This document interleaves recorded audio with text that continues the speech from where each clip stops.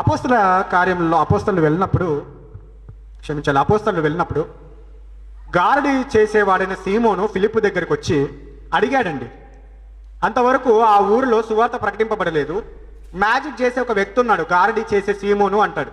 వాడు ఫిలిప్పును అపోస్తలు ఆ ఊరికి పంపిస్తారు. పంపించి, ఇదిగో నువ్వు మా ద్వారా పొందుకో. ఇప్పుడు మేము ఎక్కడి నుంచి పొందుకున్నాం? యేసుక్రీస్తు వారి దగ్గర నుంచి పొందుకున్నాం, అవునా కదా?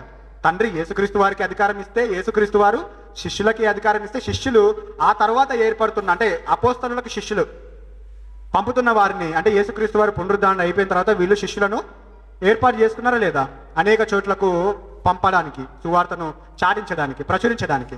కాబట్టి ఫిలిప్పును పంపించినప్పుడు అప్పటికే ఆ ఊరిలో మ్యాజిక్లు చేసే ఒక సీమోను, గారడీ చేసేవాడైన సీమోను అనే ఒక వ్యక్తి ఉన్నాడు.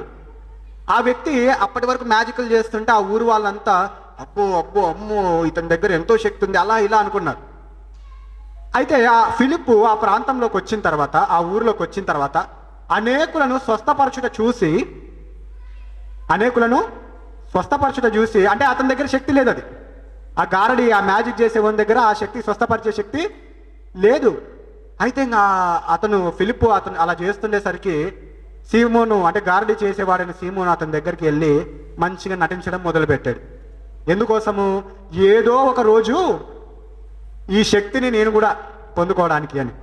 ఆ తర్వాత ఫిలిప్పు అపోస్తలులైన పేతురును, యోహానును ఆ ప్రాంతానికి పిలిచినప్పుడు వాళ్ళతో పాటు గారడి చేసే సీమోను ఉన్నాడు కదా ఇక్కడ, అంటే ఇక్కడ ఉన్నాడు, పేతురు యోహాను వచ్చారు.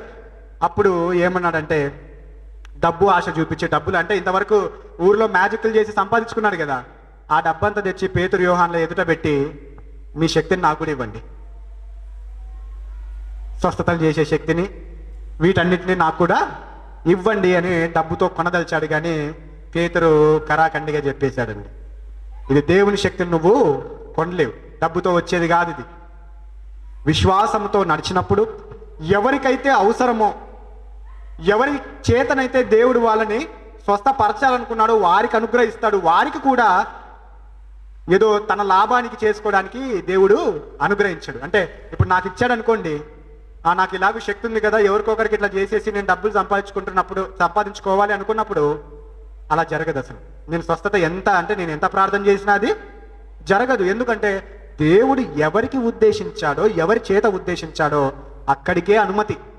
అందుకే పౌలైనా, తిమోతి అయినా వాళ్ళు రోగం నుంచి స్వస్థపరచుకోగలిగారా అంటే లేదు, ఇది దేవుడు ఇలాగ ఉంచాలన్నాడు, అలాగే ఉండదు.